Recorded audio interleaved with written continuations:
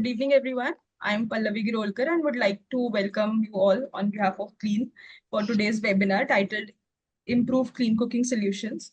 Today, we are going to talk about implementations, interventions, and learnings along with the carbon credit opportunities in clean cooking sector. Our speakers will share their experiences, challenges, and success while working with communities and implementing these solutions.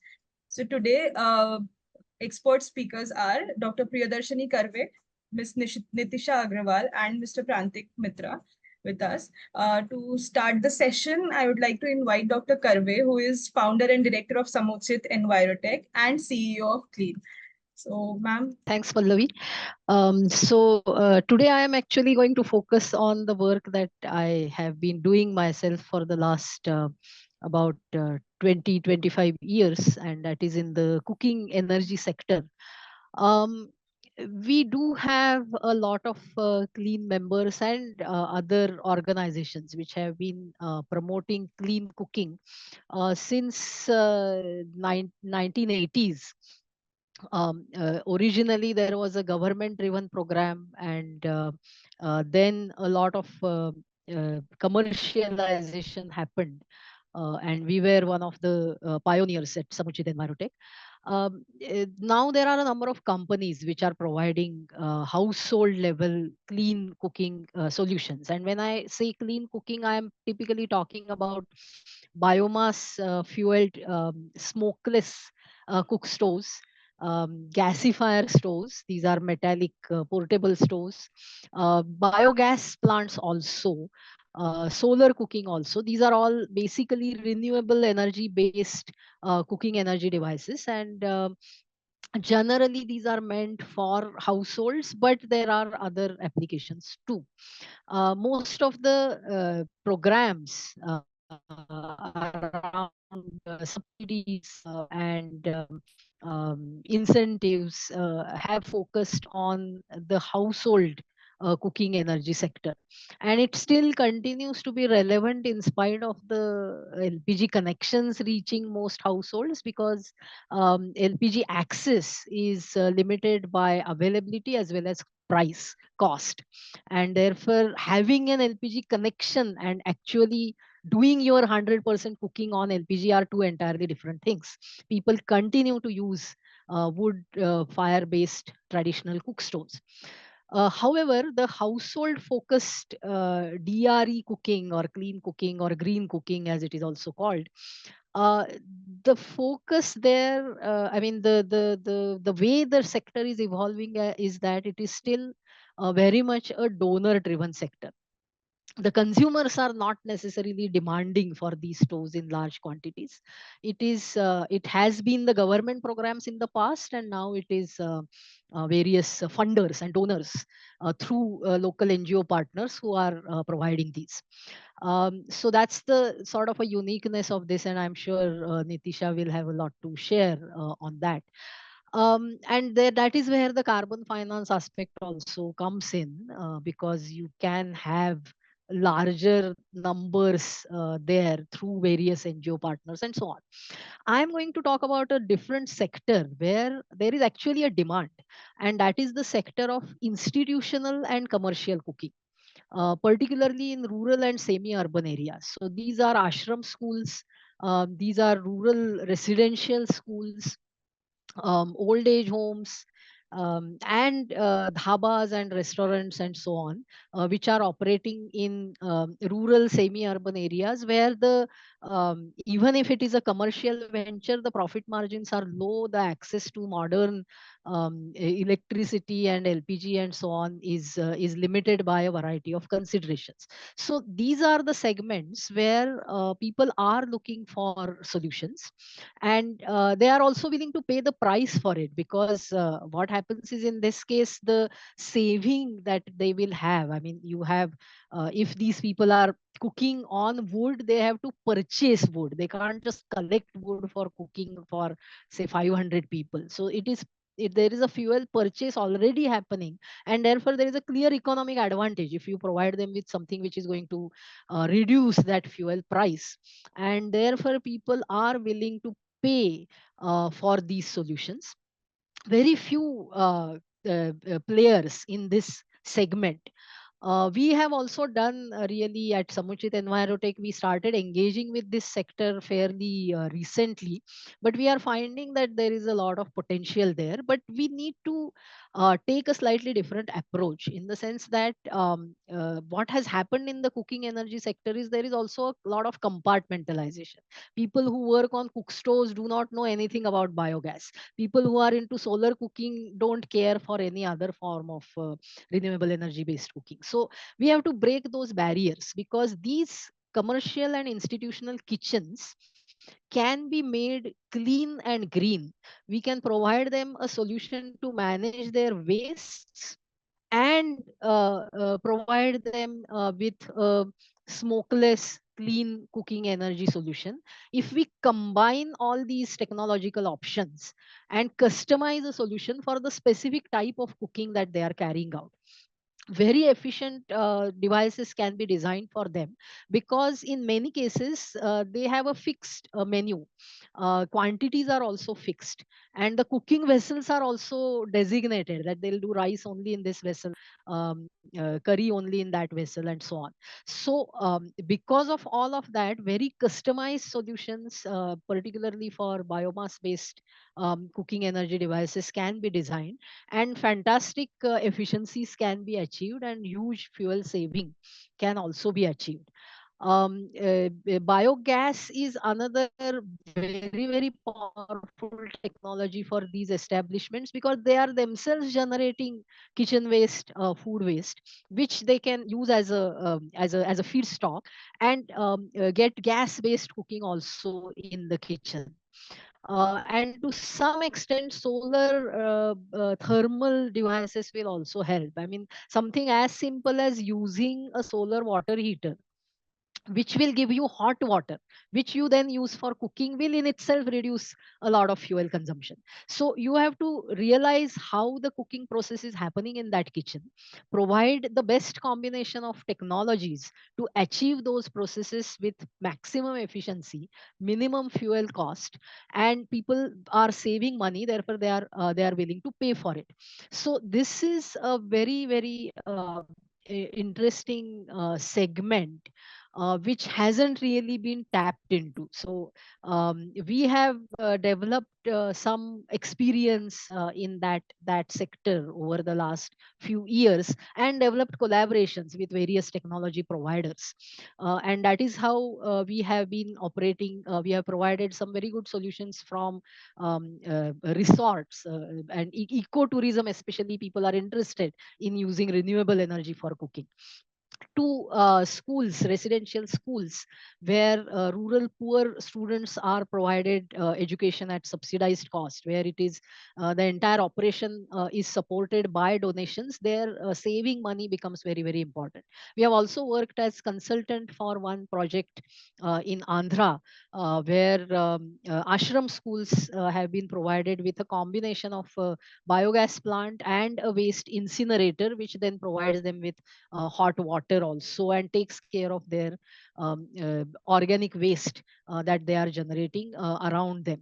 And these systems, if proper hand holding is provided to the users, proper service maintenance support is given, can be very, very successful, and a win-win situation for both the entrepreneur as well as the end user.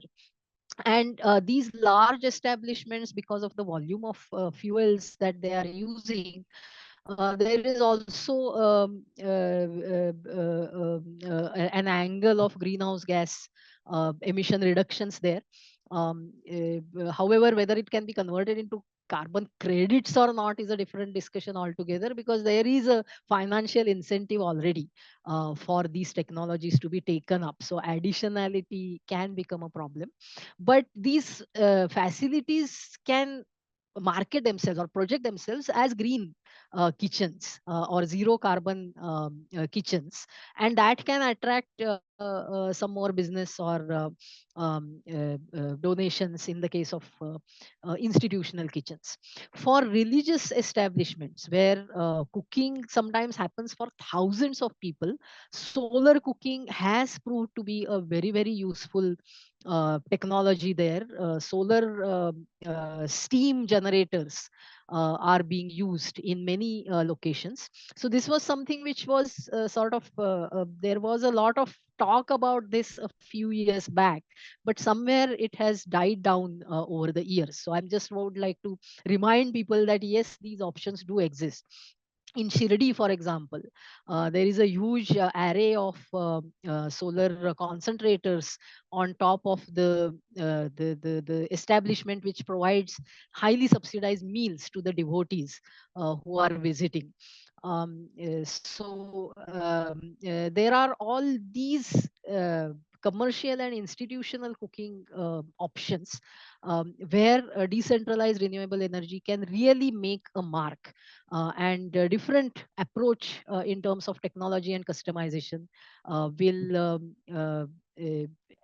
achieve a lot on the ground. So that is all I wanted to share. Actually, my colleague who handles this activity was supposed to give a more detailed presentation, but unfortunately, because of a family emergency, he is unable to participate. But I just wanted to flag this business opportunity for all the cooking energy sector people out there. Thank you very much. Over to you, Yeah, Pallavi. thank you so much, ma'am. If any of the attendees have any question, you can unmute yourself and or just raise your hand. So any questions from Dr. Karve, you can just ask.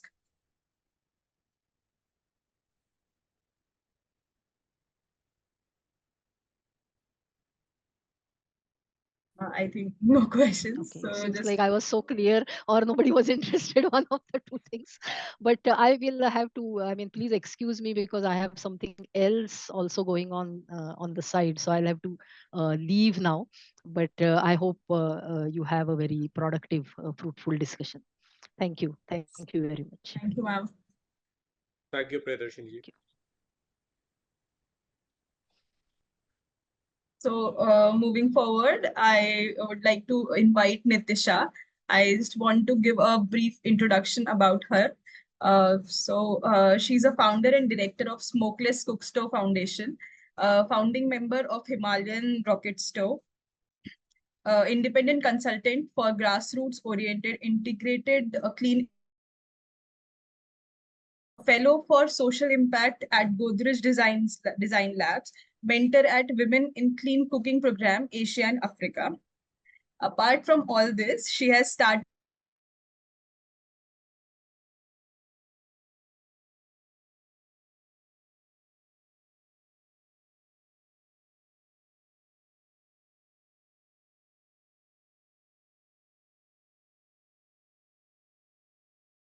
and she was sorry before the pandemic she was conducted curated programs over the weekends which allows children to experience nature by getting themselves fully immersed in it. This work has been featured in Condé Nast Traveler India's September 2020 issue as well, a bit tracker and traveler but based in Mumbai. She has her bags packed always, all the time, and while on various assignments for her foundations.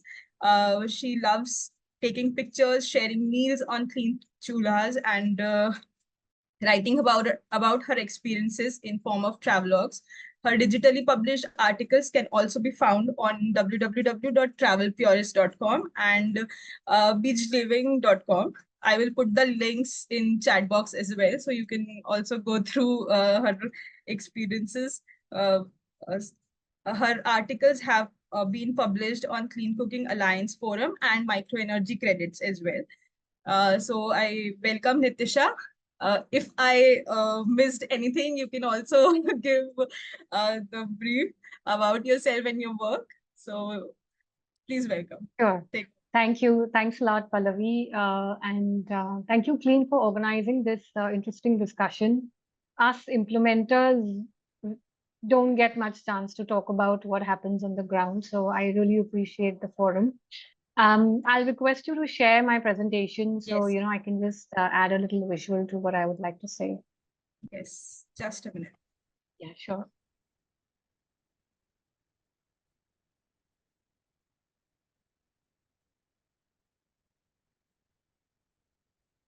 Yeah, is it visible?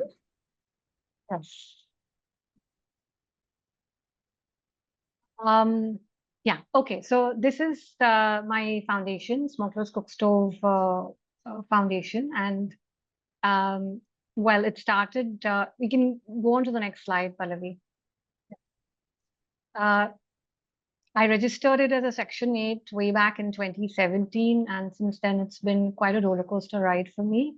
Most of our work is in the area of designing and implementing in-depth programs in access to clean cooking for those communities who either don't have access to clean cooking or have very limited access to clean cooking. So we typically work in communities who are quite remote and of course very marginalized. Along with our work, because it is intimate and in-depth, we try to do thorough research and documentation on these communities on various aspects that involve, their cooking practices, what kind of agricultural practices they are following, what is their culture and tradition that they have bearing on their cooking behavior, how do they store their foods and seeds. We're also now looking at how their homes are designed and what kind of natural material their homes are made of, because it's a relevant point to look at when we talk about new technologies like solar and biogas. And then, of course, we also look at the vulnerability of climate impact that these communities face, especially with the focus on foods and cooking. How we work is we have our signature model, which is based on improved mud cook stove using the rocket stove technology. And this is a skill transfer model where we teach groups of community partners, either FCGs or other organized groups, and transfer the skill of making these cook stoves. It is made of natural material. Um, and the idea is to help them not only start the movement towards improved cooking in their own homes, but use the skill to also generate additional livelihood by installing these cook stoves in homes of other community members. This we do essentially as a conversation starter to start the awareness about traditional cooking versus improved cooking, and this comes at almost a zero cost to the user, and hence it becomes easy for us to start moving the needle in that direction. This year we are also working with introducing electric cooking and solar powered induction cooking to the communities, some of the communities where we are working. And like Priya ma'am said, actually we are piloting a very interesting solution, which is solar powered induction cooking for a Zilla Parishad school and an Anganwadi as a pilot. Um, so also our programs are not just clean cooking programs, because based on my experience working with the community, you can't keep using clean cooking as the only narrative. So we try and look at certain other integrated aspects like health, foods I spoke about, aspects like financial inclusion or any kind of capacity or skill building. If they are working towards growing and manufacturing products that could be linked to mainstream market, then we also work on those linkages. Not necessarily everything is done by our NGO. Here we forge partnerships with like-minded organizations and experts who may have modules that could be delivered in these areas. And we have worked in over 14 states in India through small to mid-scale projects. So this is about my foundation. Pallavi, we can move on to the next slide. So essentially, we work as a catalyst and conversation starters on clean cooking dialogues. First and foremost, we are partner to the community, and we also act as facilitators to technology providers. Okay, so what I have done over here, since the subject is implementation and challenges that we face, I've tried to look at clean cooking implementation vis-a-vis any kind of other product or service implementation that maybe a retail sector or an FMCG sector would look at specifically to the rural area. And what are the certain things that we would look at while designing, let's say, a new product or a new service For example, soap. So, why I think, it could be a good framework to look at when we talk about clean cooking, because here we are talking about behavior change. Like Priyadarshini ma'am said in her opening address, that in a lot of scenarios, the users are not demanding it. But we know that there is a need for clean cooking for various reasons. I think the problem statement is very well articulated, so we don't need to repeat that in this forum. But in a scenario where a lot of users don't think it to be a problem, then how do we approach it? So not necessarily in this order where I have put down on the screen, but it's important to look at what is the solution or the technology or the service or the product that we are working with.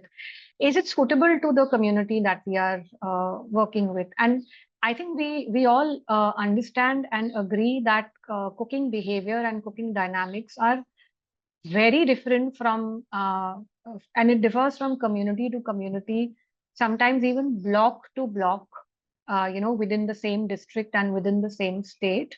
So it's not in entirety one technology will work all across. So that understanding of matching of the technology with the community cooking practice is very important to understand. Then comes something that we all grapple with very often, which is the price economics. So whether it is affordable to the community, with the assumption that they need it. Is it being distributed for free? Is it being subsidized through some sort of a grant or other funding program? Is it, are the communities accessing some kind of financial credit? Are they supposed to take loan to be able to access these? So what is the modus in which the product or the service is delivered to the user also determines, the success and failure of the program. And we can deep dive into each of these aspects, but a lot of times I think we have understood that if it's a pure free distribution program, then first and foremost, the user has no skin in the game. So, it's more like they received something through some donation campaign or some distribution campaign, and most likely they forget about it in a scenario where they themselves don't see the need of a clean cooking device. Then the next thing that is important for us to understand is the message under which we are delivering the entire program. What are we trying to tell them? Are we trying to tell them that, your way of cooking is wrong? So what you and your families and your generations and your mother and your grandmother has been doing is wrong. Are we approaching with that narrative, or are we looking at what is the best message that the lady or the user would associate the entire problem with? In some communities, it would be the drudgery of collecting firewood based on where they are geographically placed, which might be the number one issue for the community. In some places, it would be the smoke and the health repercussion that comes from that. In some community, it would be paucity of time, which involves the entire rigmarole of cooking. So, and this would differ from community to community, even in terms of weightage. Some areas would have the problem more exaggerated when it comes to time, whereas some areas would actually not even consider smoke as an issue. So, how are we tailor making our message, our communication, not just at the time of intervening with the product in the beginning, but throughout the entire program delivery, which typically, in my understanding, community behavior changes only after consistent work being done at least for 18 months to 2 years, and then developing, multiple frameworks to keep the community engaged with us. Then comes the data part, which I think is an important aspect, especially when we talk about carbon credits. So what the role of data in program implementation also is critical, both in terms of why it is relevant and what challenges do we face as an implementation organization. Sometimes the data collection mechanism is so mechanical that the users from whom we are seeking the data has no idea what we are asking, because it's not really in their language. So generally the women may have a very blank expression when somebody with a swanky tab or a phone is standing in her house trying to kind of collect the data and asking her questions that she's not able to relate to.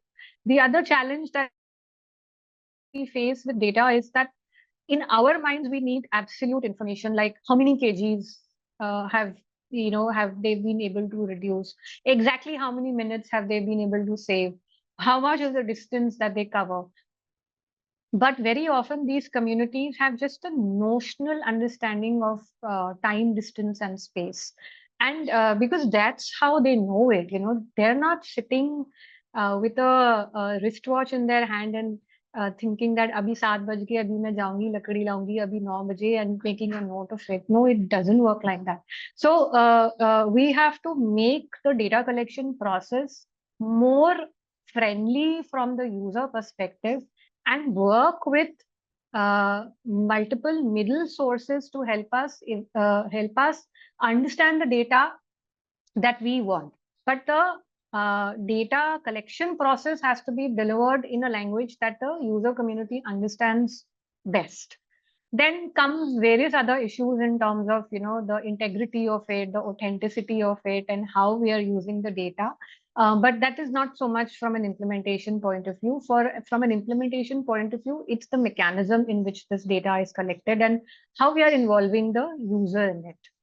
Then comes the feedback part of it. And for me, data and feedback, while they may sit under the same head, but they do have different importance in a framework of a implementation scenario. Feedback can be informal.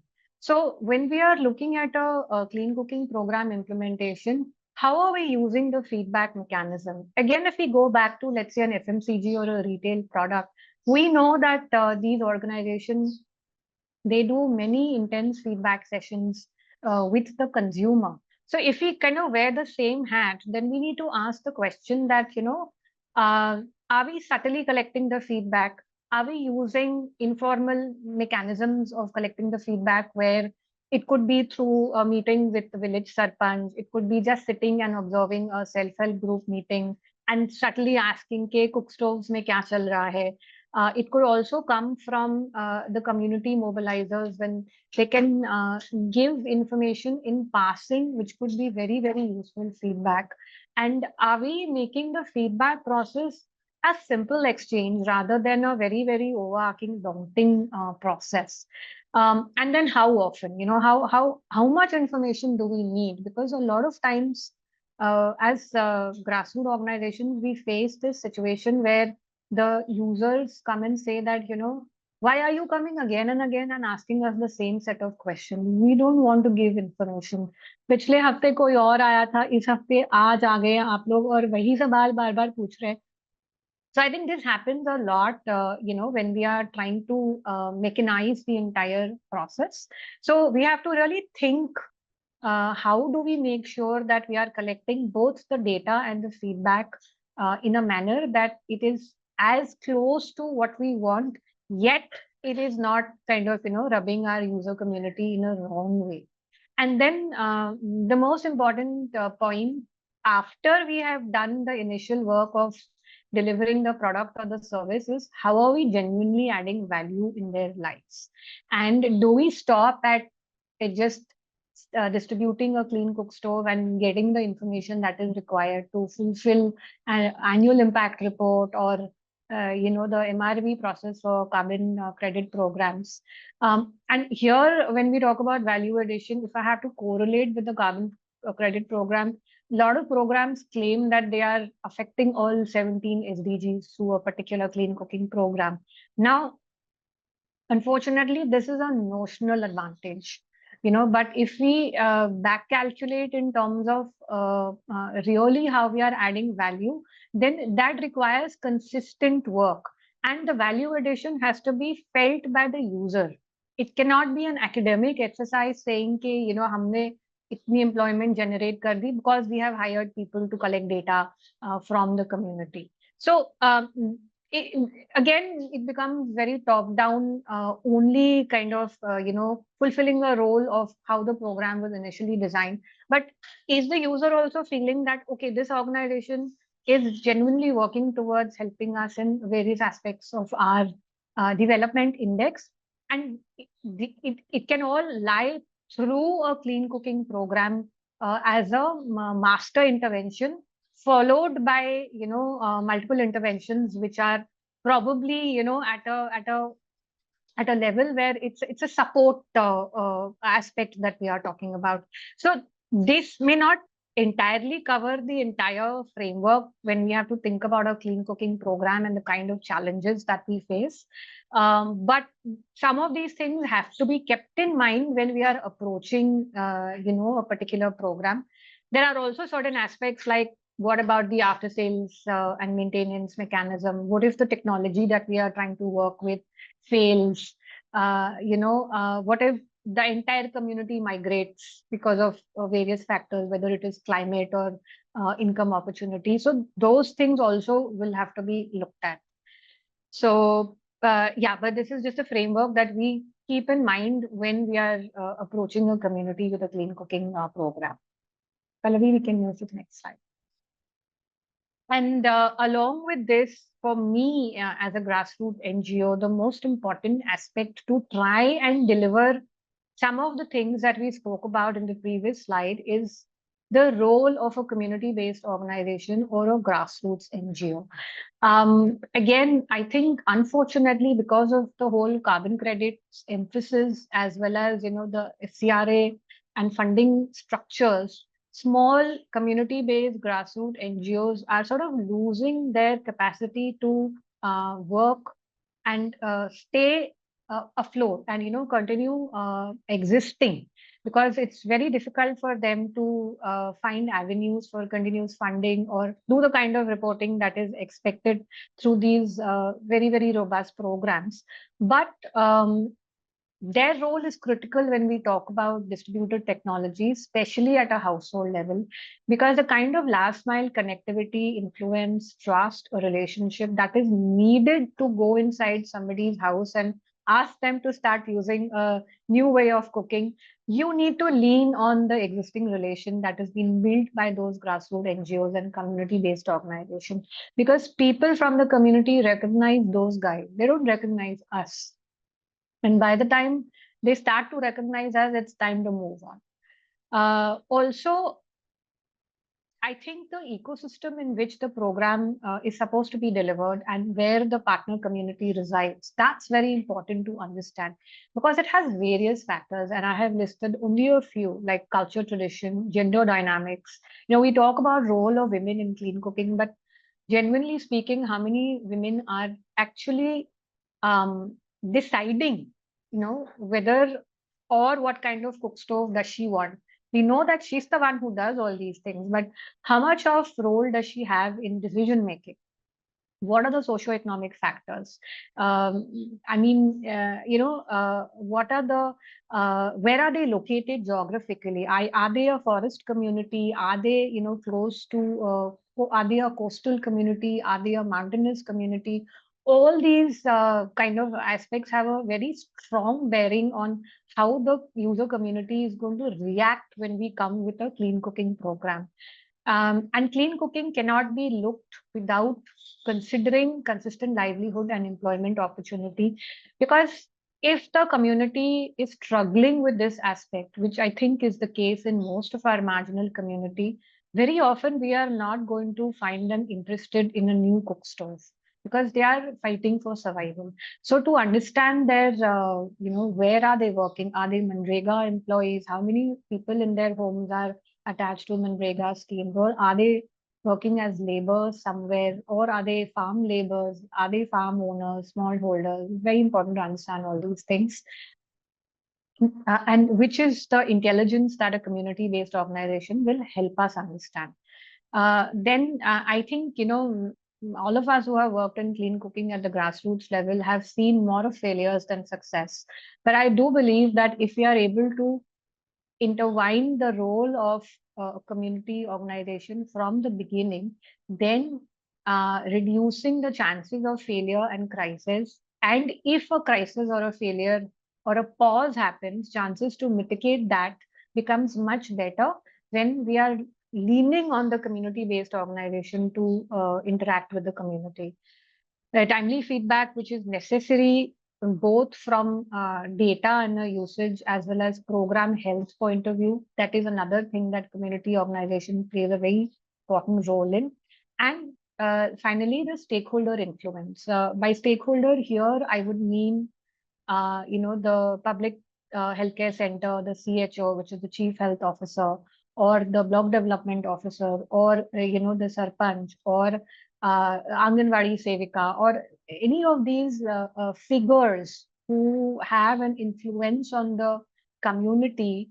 By the time we go and identify and start a relation with them, again, it would be 1.5, 2 years, and some transfer would have happened. But it is the grassroots NGO who will have existing relation, and they will be the ones to help us understand then how best we can leverage these institutions existing within the communities in favor of what we are trying to do through clean cooking programs. Yeah. So this is more or less my final slide, and I'm hoping that this would lead to the next point, which is carbon credits. So in my understanding, having been associated with several carbon developers and actual programs implemented through carbon offsets and clean cooking, I feel certain things are available, and it's an advantage to from a carbon program perspective. One is, of course, access to technology. I think there's a lot of work that has happened in improved cook stoves and various other technologies. So through these programs, the communities are able to access perhaps best in class. Of course, whether it is right for them is the study that needs to happen. There's a price benefit because either ideally they should be subsidized, and in scenarios where they are distributed free, there is a price advantage. Whether it is again leading to a sustained use is a question mark. Scale, like again, Priyadarshini ma'am spoke about scale. The very nature of carbon programs is at scale. So, that is helpful when we are trying to create impact. And of course, it's since it's linked to very robust data that is required to authenticate the carbon emissions calculations, there is an emphasis on putting that framework into place. Where I think there is an opportunity to make these programs more efficient and more beneficial is to identify right partners on ground who will handle the last mile delivery and the user influence and behavior. But my personal view is that carbon developers and cook stove manufacturers should not get into implementation themselves unless and until they have a very strong native presence on the field in that particular geography.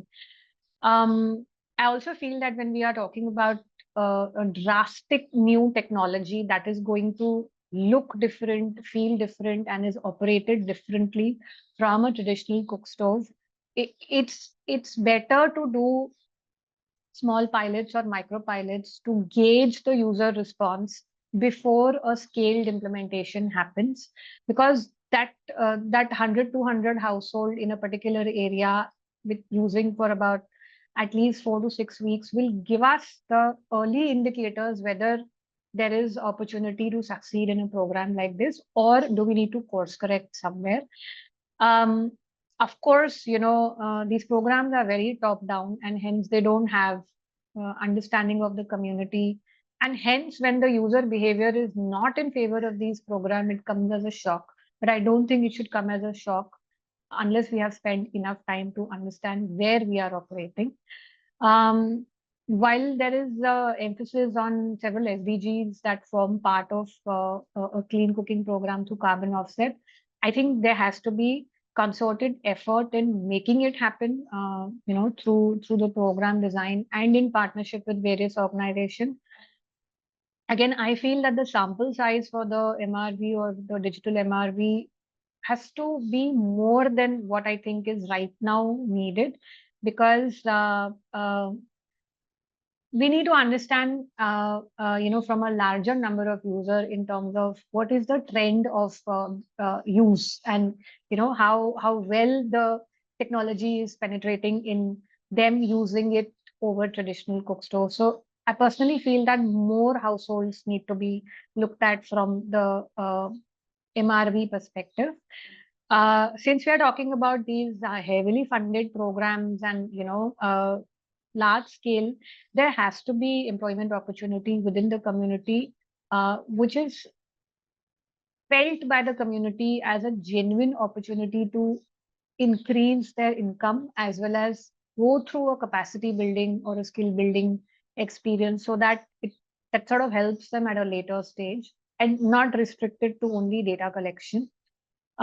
These could be community mobilizers, these could be managers, field managers, etc., who can come from NGO or could be identified from the community.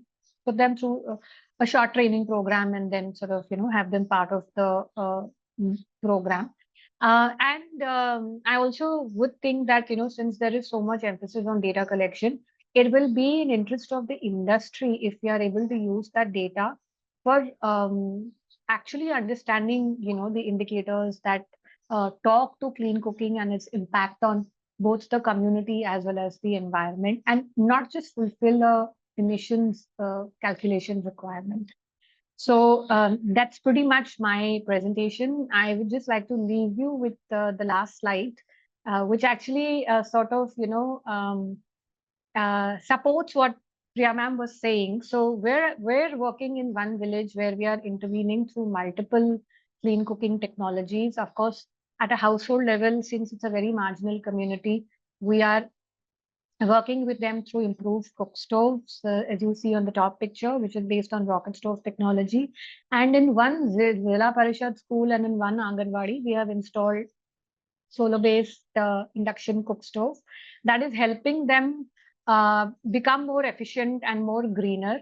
And as a result, it's early stages of the pilot, but what we have seen is that they have been able to save their LPG consumption almost by 200%, by mostly using solar-powered induction cooking for cooking of the midday meals for the children.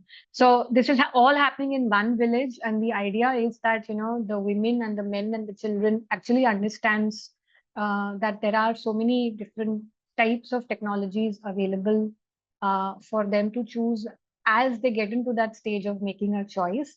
So we're just trying to kind of expose them to what is possible and what's happening in this space right now. Yeah, so that's the end of my presentation. Thank you very much.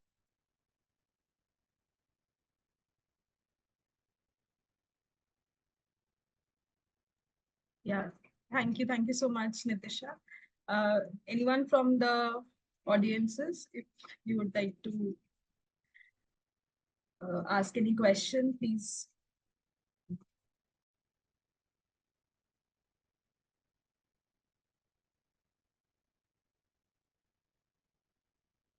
You can raise your hands or just unmute yourself to comment or ask any question from her.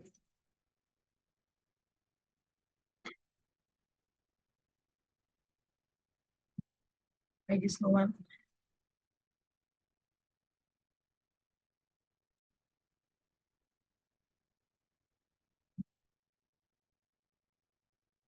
Prantik, if you want to say something.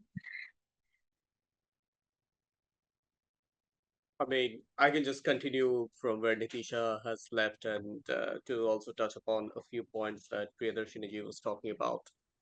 So hi everyone, I'm Prantik, and yeah, so primarily when we are talking about the carbon credits or carbon projects, and that this is where I primarily was asked to come in for this session, when we were talking about implementation and how carbon credits or carbon projects, or the carbon pricing, whatever we want to call it, can facilitate the implementation of these projects. We definitely talked about some of the most important aspects which I was noting, especially with something Priyadarshini ji said was there is a lack of demand among consumers in the household sector, but there is an increasing demand in the institutional and the community-based cooking sector. And that's primarily true because as the country is getting more and more connected with the grid, or people having access to solar home system, which can provide you a short-term energy boost or electricity to help you cook during the day. Uh, these kind of technologies are kind of penetrating into the household sectors.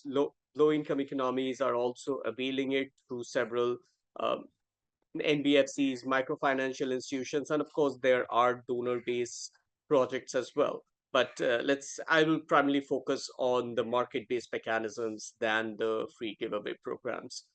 So, when we are talking about the affordability, there is more and more option of affordable financing to avail the clean energy technologies, whether we are talking about solar lighting, whether we are talking about solar cooking, the solar home system as a whole provides electricity. Plus, most of the areas in the country are now connected with the grid with more or less a stable connectivity. Yes, there are several edge cases in the country, several states facing several fluctuations, which is a different issue and can be solved with the off-grid technologies. But overall, when we consider India is pretty well connected using the grid, and therefore there is a demand shift happening, and we call it like an innovative measures that the households are taking now by moving away from wood-based cooking to a more electric based cooking where the cooking is faster, zero smoke, several other co-benefits that they're achieving out of it. Now a lot of these, that pathway, that journey from moving away from open phase, uh, op- open fire cooking, to a close focus improved cook stove where the efficiency is much higher, to an electric cooking, this entire step up the energy ladder, that these are the areas where the climate funding can come in. The carbon projects can come in very significantly because they are adding a value layer. It's covers the aspects of additionality by introduction of a technology that is otherwise not would not have been made affordable to the communities who are using them. So when improved cook stoves first came in, carbon credits was essentially needed because of the cook stove, because of the prices, etc. Now, as more and more electric cooking is demanded, electric cooking is what the consumers are willing to go for. That is where the carbon credit should start focusing its projects on. So, and yes, but when we are talking about a carbon credits project, we need to talk about several aspects, especially when we are looking at a donor-based agencies. Is the donor-based agencies having enough engagement with the end users? And this is where the implementations or the key role of the implementing agencies like smokeless cook stoves, or other agencies. I'm sure there are several clean members who are working on the implementation. They come in as a key stakeholder because you need to stay connected with the end users throughout the journey of the usage of these productive appliances like a cook stove or any other productive use appliances, even water purifiers. But the customer engagement is key. Otherwise, we have seen most of the development agencies, we know that donor based agencies are helpful in starting or at the pilot phase of the projects, but the projects tend to phase out as those donations or those grants are cut short.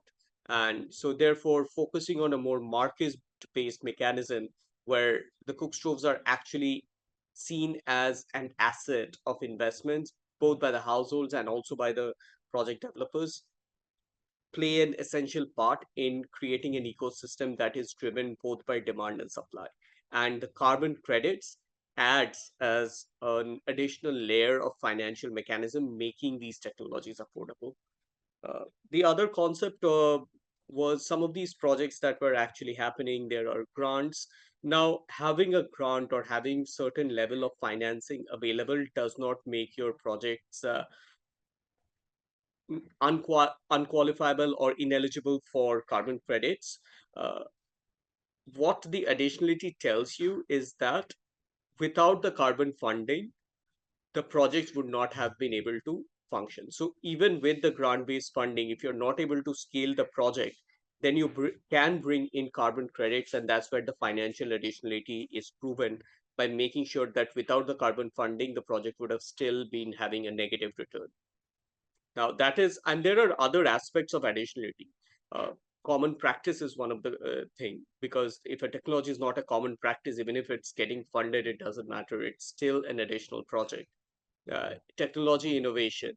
There are policy innovations, policy hurdles. So there are several aspects of additionality which can be looked into when we are talking about developing a carbon projects, and financing alone is not the only way to look at it. It plays a essential and a key part of it, but it doesn't necessarily has to be the only eligibility factor. And then focusing on the major challenge that carbon projects would face, or the issuance phase, and even the implementers, the households, or even the standards will face going forward as we scale the projects more and more, uh, is the data challenges which Nitisha was talking about. And Nitisha was right to mention that carbon project players or should not have should not go into implementation themselves, because it kind of creates an direct linear it becomes a conflict of interest in very simple terms. If you any way you look at it, if you want to develop a carbon project with the sole purpose of uh, if you want to if you want to distribute the cookstove for the sole purpose of developing carbon projects, then you are basically shooting yourself in the foot, because you're not going to take into account anything other than the profitability from the carbon projects. That is why it is essential that there are different stakeholders. You have the end users as the top stakeholder, you have the implementing agencies who have a close connect with the end users, and then you have project developers or technology based agencies and the issuances, the verifiers and the issuing bodies and standards. That is where the level of engagement should be, and each stakeholder has their role defined. And so one should not be stepping onto the shoes of the other, because that leads to a chaos. That leads to a chaos, and that is where several of your implementation level breach of integrity happens. And I can tell you where the several levels of implementation level breaches can happen. Is a common example is you if you are the one who is collecting the data for the purpose of developing your own carbon projects, there is no immutability of the data. The data can be all over the place. You can do whatever you want with the data and you can submit it. The challenges continue to arise because more and more methodologies, more and more carbon projects continue to use sample based techniques in the monitoring and the verification. So you can you would be showcasing one distribution of 1 million cook stoves, but at the end of the day you just need to monitor a few hundreds of them, 400, 500, and it's not difficult. For when there are millions of dollars in place, nothing is impossible. That is where a lot of these integrity has been coming into question. A lot of these cook stove projects have been under the radar for over crediting, lack of implementation, and several other challenges. Uh, I I will get back to you, Chetari. I saw your raise of hands, but let me just finish my points, and maybe we can just go into the Q&A. So the essential aspects of developing these data integrity is to have a database mechanism where you're collecting the data at the source to the implementers and passing the data directly on to the verifiers or with the standards. Most importantly is the standard. That is the only chain without having any interference of the project developers, BBGs, anybody in the middle. If you're passing it directly onto a system of standards, which everybody is working towards these days, you create a data immutability, a standard of data to at least to a certain degree. I wouldn't say it's like 100% foolproof technology. We haven't reached there. We would need several levels of technology development and technology affordability in innovation to take place to make it 100% immutable, but it's still better than what we have in place on the sample base. And the second thing is to focus on developing carbon projects for those technologies where the financing is absolutely needed. If you see today that you do not need a financing for an improved cook stove, carbon projects should solely, and the carbon financing should solely be focusing on electric cooking, or solely be focusing on developing technologies like solar cooking or the solar home system based cooking, where the prices of affording the technology is still significantly high when we are comparing it to the consumer's willingness to pay for such technology. That gap needs to be filled by the carbon projects. And that is why several of the initiatives of the government included solar based cooking or clean energy cooking using renewable energy sources as a key aspect of the Article 6 and the 6.2 projects. That is the rationale behind why the government has done what they did with that list. Now, the other aspect that we need to focus on, of course, when we are talking about the carbon project, is the price and the affordability.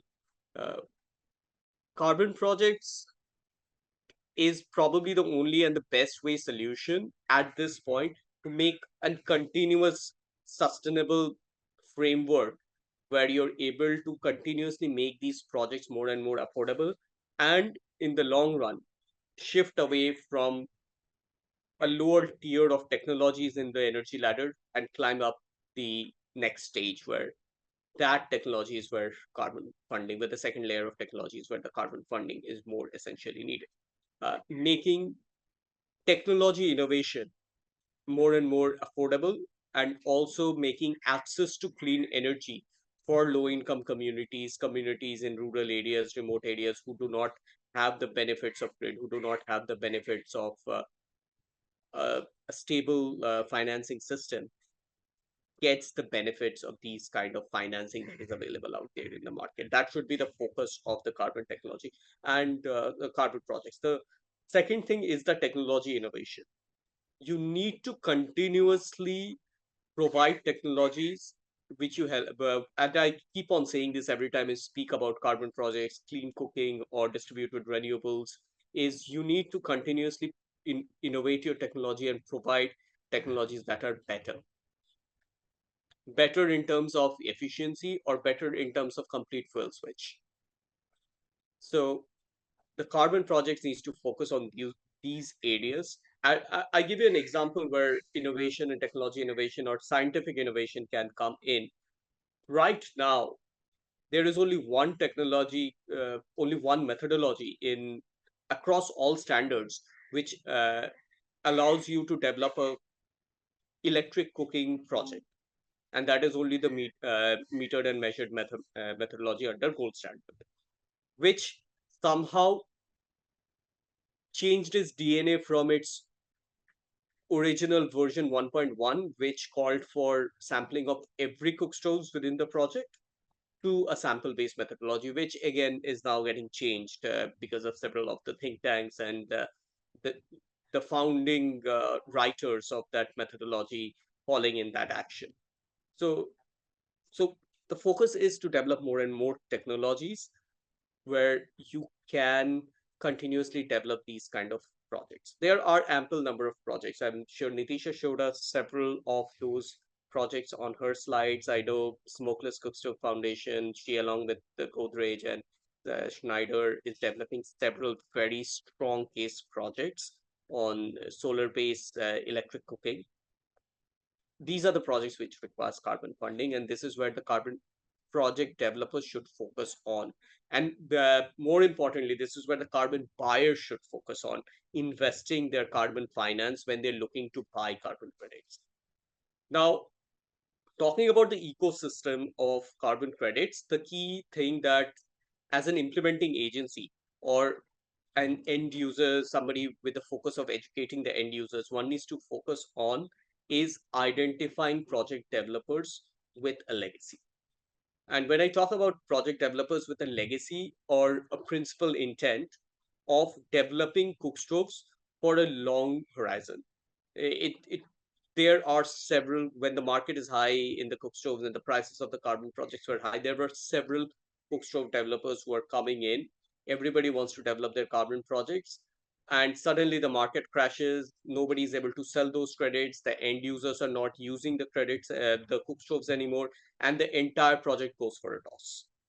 That kind of ecosystem, that kind of approach needs to be focused, needs to be avoided, because your focus should be on project developers who has a continuous history of providing you with revenue corresponding to those credits. It's not just about getting the credits issued, it's also about selling the credits to a willing buyer at a price that achieves the right premium to make the carbon projects affordable, and to make these technologies, to bridge the gap of the technology cost and the consumer willingness to pay. That is the primary focus. That's why a lot of the carbon project developers you would see are demanding premiums, uh, because only some of the projects are getting those premiums because of the very strong focus shift on integrity after what has happened with the Guardian, the Morphus value, etc., Berkeley reports, etc. So, um, and this is just a suggestion to everybody who is looking to develop their carbon projects. Do a proper due diligence on uh, before you sign a carbon project developers on board, so that you don't have to go through a situation where you are now sitting on an inventory of several millions of credits that nobody is willing to buy because they don't actually have a value anymore. So it's important to focus on integrity. It's important to focus on your end user benefits. And it's important to focus on the overall aspects of what makes a carbon credit. In the carbon market terms, we call it what makes 1 ton a ton. In simple terms, you need to ensure that carbon credits that you're selling is at least reducing 1 million, 1 ton of CO2 equivalent. How do you achieve that? There are several guidelines on the Oxford Principle is there. The ICVCM is coming up with its own standards. The rating agencies are doing their own part, and there are several technology platforms which are coming and will come across more to solve this question and problems of integrity on the clean cooking sector. So that is what I want to add on this overall value. I did not want to go into the nuances on how carbon projects can be developed. I'm happy to discuss that offline or bilaterally with anybody who is interested to know that or interested in developing their own projects.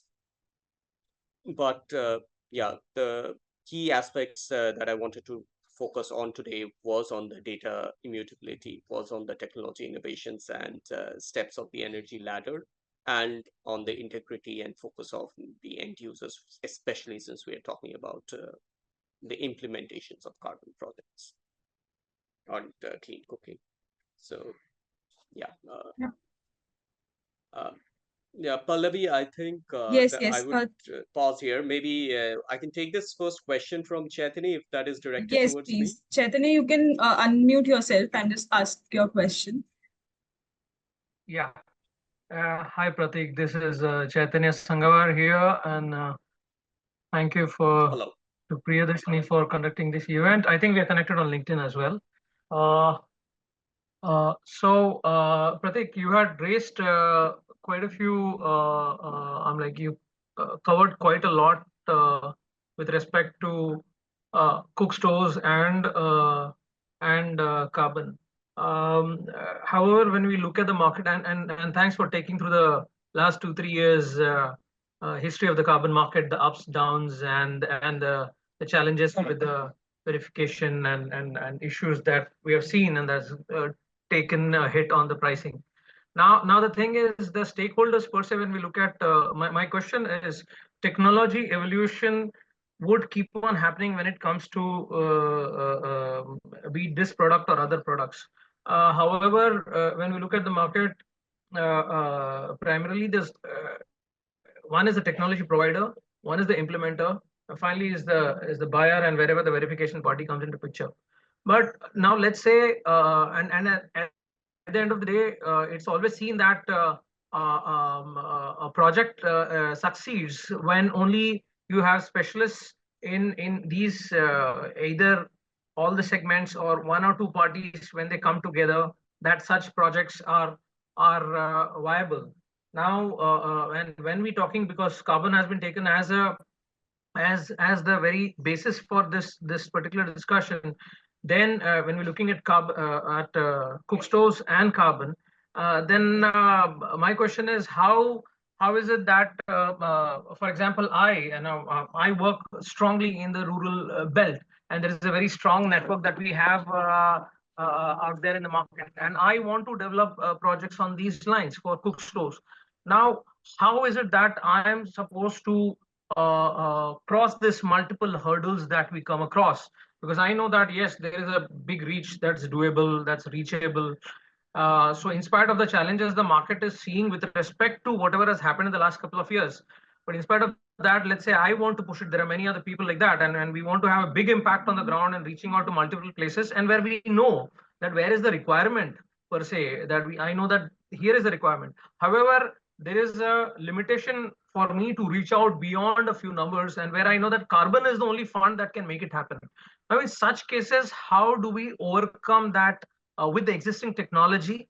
How can this be overcome, and how can the carbon investors or the carbon buyers, basically, how can there be a good marriage that can happen?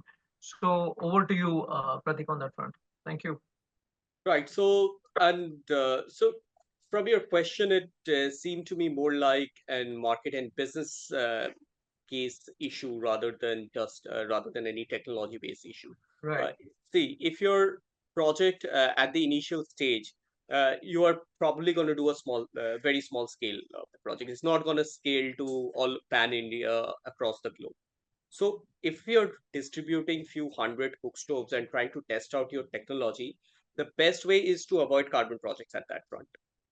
Avoid carbon project at that stage developing, because carbon projects, especially these avoidance based technologies, with always is an ex post type of a project where the implementation happens, the emission reduction happens, only then you get the issuance.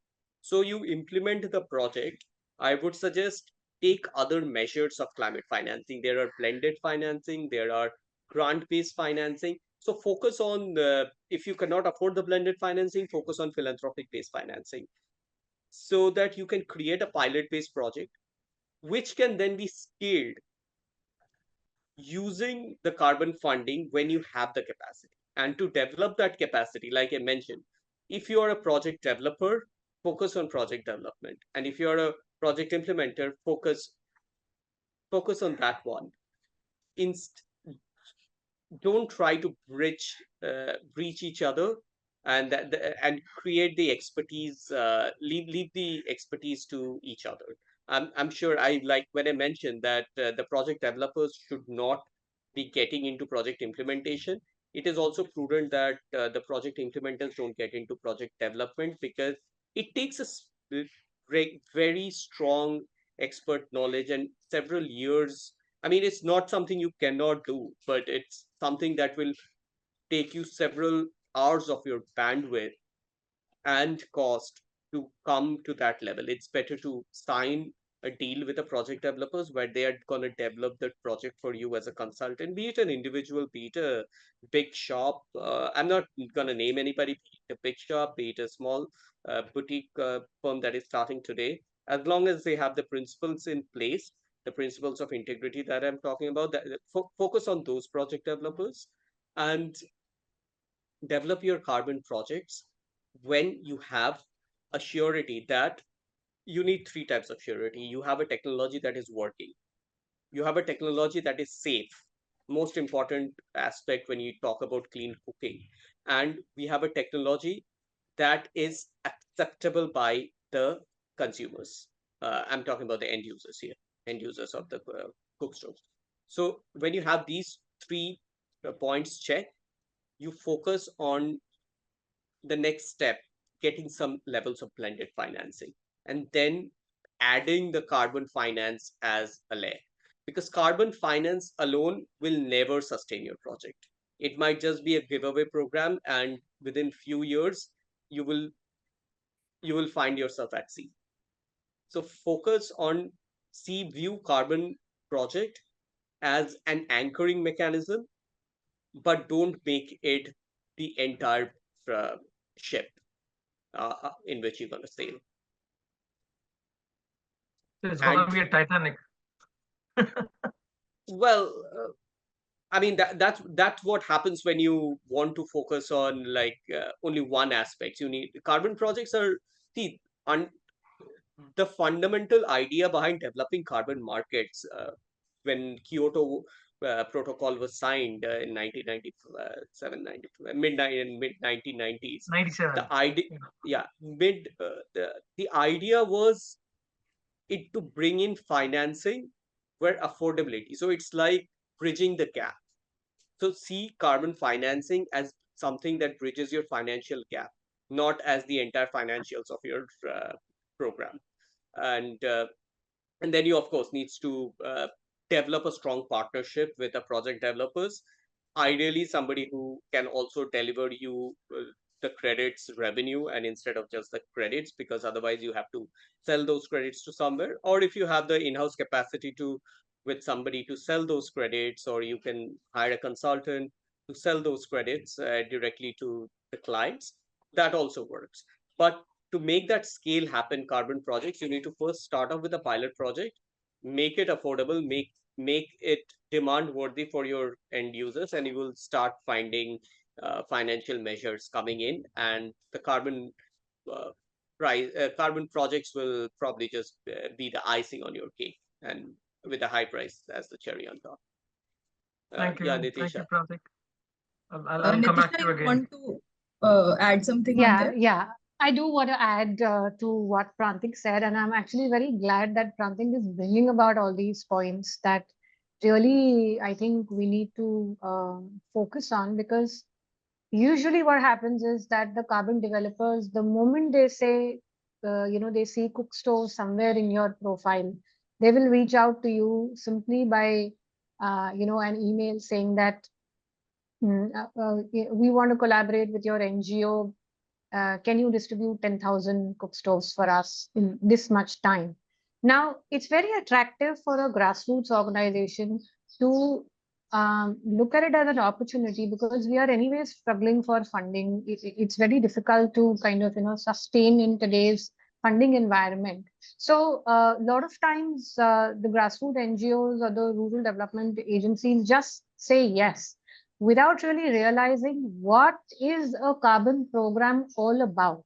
So I would definitely agree with Pratik when he says that the due diligence needs to happen on both sides. Even the rural enterprises and community-based organizations need to be very sure what kind of collaboration are they looking at? Is it, just a free distribution program?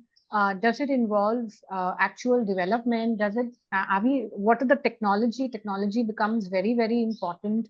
And, what is the framework of program delivery?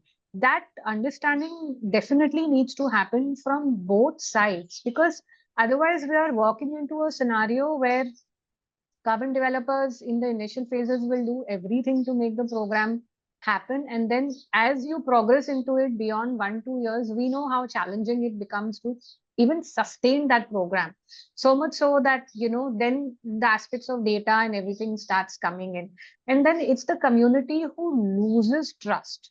It has happened in the past where the community has refused to participate in any program that involves clean cooking, because previously some organizations have come and given them something, which hasn't really worked for them, and then again something new is being given to them under a certain program. So it's very important to get your homework clear, and this is very, very, like implementation and community behavior is highly specialized, and it should be left to people who have developed that experience and expertise. I think the market mechanism side of it also should be left to the developers who have proven the success in terms of program, have footprints that can, kind of showcase their success through various programs. And it is still not static, it is dynamic, because 5 years ago, the technology that a particular user found it relevant and was using, I mean, like, let's just hand on heart, we also, if there is a new technology comes into our home, we would want to change and use it. So why are we assuming that, the rural population should be dumped with something that was relevant 5 years ago, and now something new is in the market? So just because they are part of a carbon program, we can't introduce it to them. So that's why I think, work has to happen from both sides. And my view is that implementation and community-based organizations need to play much stronger role for the carbon programs to sort of become more efficient. They're coming with a whole lot of opportunities, but last mile work has to be done by the implementation organizations. And for that, I think the implementation organizations need to do their homework, need to ramp up their capacity in really understanding what these programs are, and not get into something blindly, which I think generally ends up happening. So ask a whole lot of questions, get the paperwork, and the partnership has to be strong on both sides with very clear deliveries. And also a clear understanding of what's possible, what's not possible, and the timelines of it. Great. Thanks, Nitisha and Prantik. Any more questions? Chaitanya, I hope you got the answer or some clarity on what you were asking. Yes, yeah, the inputs were interesting, and the questions and the answers have given arisen more further questions, which I'll take it up over email with your team sometime. And yeah, thank you for now. You can connect with our speakers as well on emails or anything, whatever you like. You need any more clarification, you can contact them personally as well. Any more questions? Sure. Thank you. Yeah, thanks. Thank you for joining. Any more questions from this